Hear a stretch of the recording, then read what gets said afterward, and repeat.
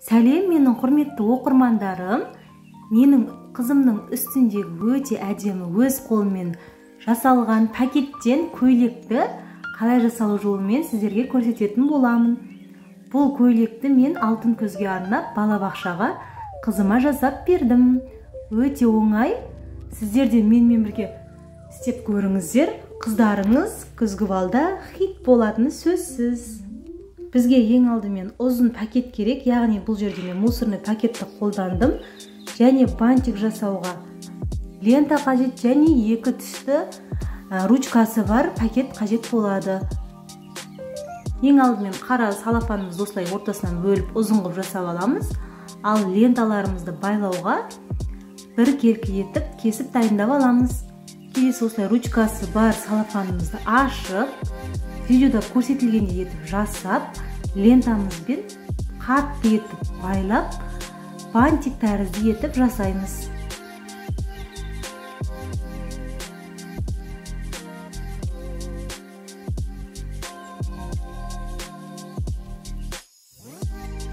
Келесі салафанымызды да дәл солай жасап аламыз. Өте пышный болып шығады юбкаларыңыз, достар. Қатты қысуымыз қажет, немесе шешіліп кетуі мүмкін.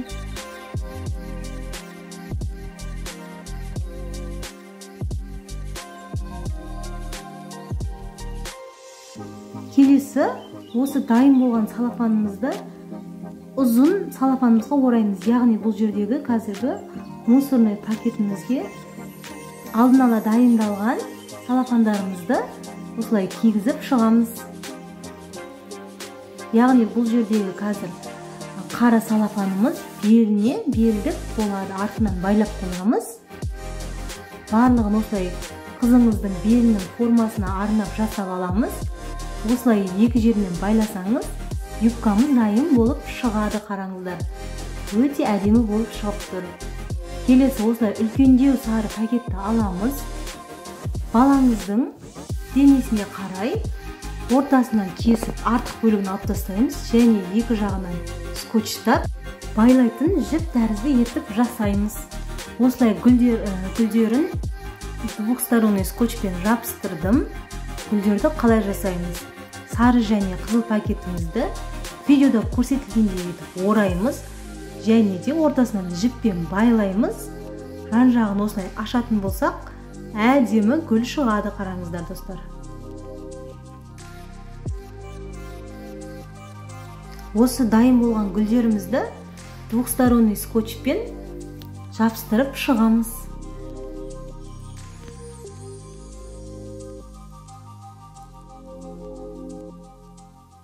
Келесі басына осылай әртүрлі ободокты алып жасасаңыздар болады.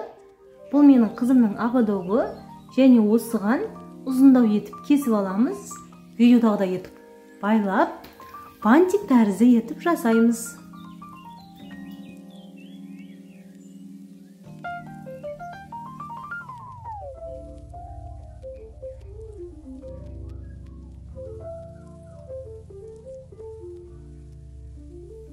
Біздің юбкамыз дайын. Осылай байлап қоямыз.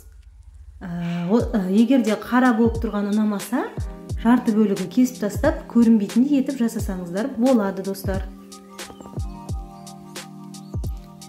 Осымен біздің юбкамыз дайын, достар. Ободогымыз дайын. Және үстіне киетін кофтамыз да дайын. Қазір сіздерге кигізіп көрсететін боламын.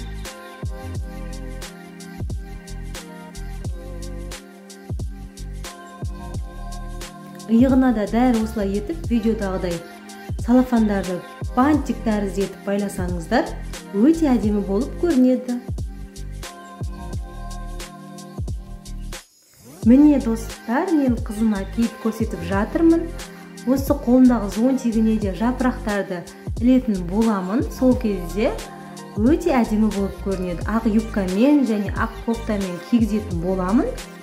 Күзгі балдың хит қызы болайын деп тұр. Бірінші орын біздікі деп үміттенемін. Сіздер де жасап көріңіздер, достар. Өте оңай дайындалады және өте әдемі болып көрінеді. И жаным